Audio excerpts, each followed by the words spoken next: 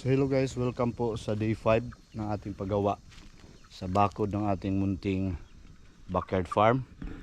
So natapos ko ng naikutan ng net lahat ang area. At dito ako mag-exit, entrance and exit. Ito yun. Try. So yan guys, pero hindi pa yan na permanent na So yan, pinalabas ko na sila. Pero ayaw pang lumayo.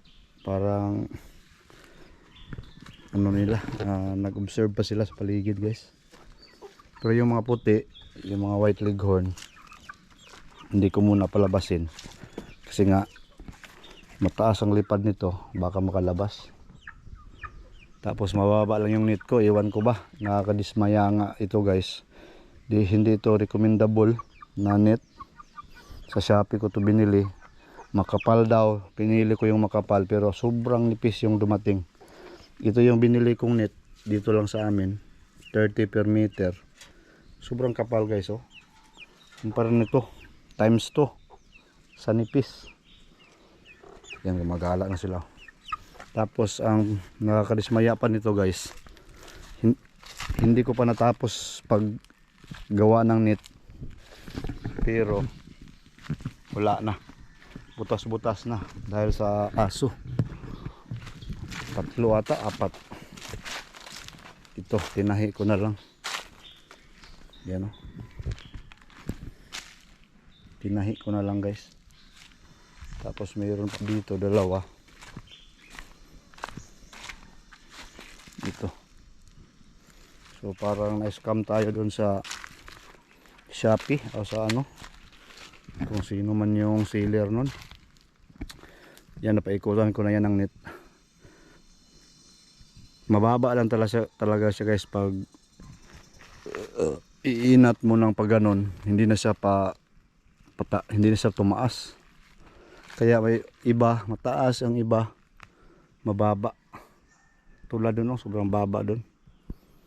Kaya pag siguro pag lumaki na sila, kailangan ko naman silang i-cage or ganon, ibalik dun sa chicken coop nila.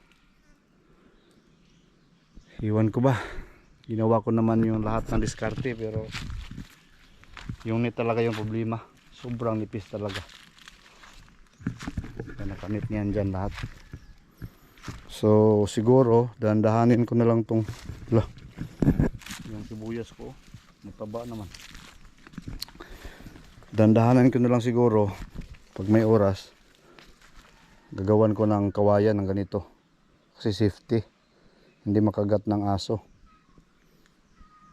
Pag ang sobrang nipis. Tapos ito na guys, kung nakita nyo, sobrang baba lang yan, nasa mga 4 feet lang guro. Nainat na kasi sa tagilid, kaya hindi na siya mahila natin pababa, kaya mababa siya. Pangit ang net guys. Huwag kayo bibili sa Shopee. Kung meron kayong pira, yung nakikita nyo na lang sa mga lugar nyo, sa lugar na lang ninyo kung saan kayo makabili. Yung makikita mo talaga yung kapal. Itong binili ko, medyo nagkulang siya, kaya dinugtungan ko, bumili ako dito. Sobrang kapal guys. Kung makagat man to ng aso, matatagalan ang aso. Makapal. Hindi katulad nito, parang buhok lang. Grabe. Siguro ang nadagdag ko is 5 metros, pero sobra pala. Hindi pa sila gumagala guys. Pinalabas ko sila kasi sinisipon ba. Hindi mawala yung sipon, siguro dito na sa kanilang bahay. Nag-disinfect naman ako dyan, pero wala pa rin. Palagi naman ako naglagay ng gamot.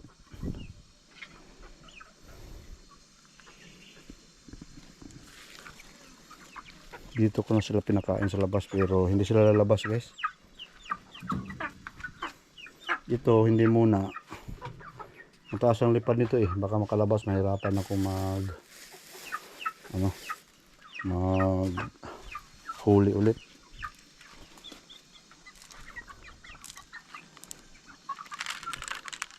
Snap.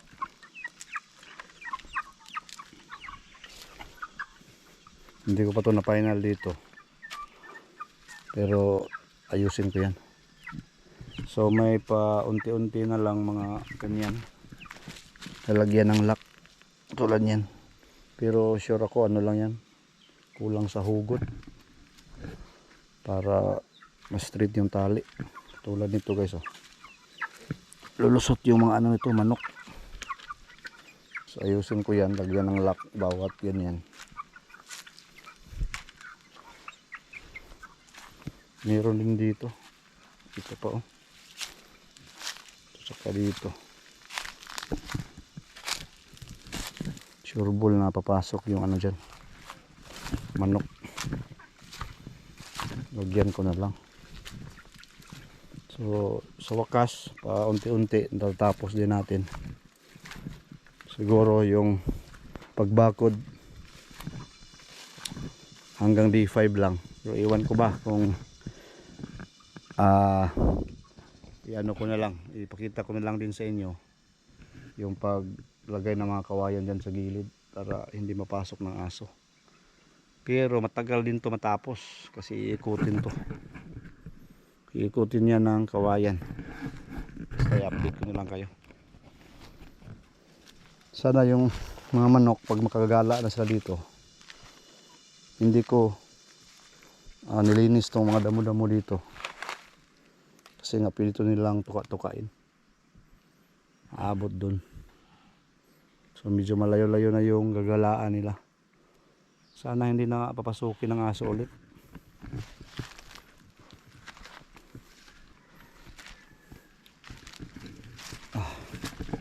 Nakakapagod talaga guys mag farming, no?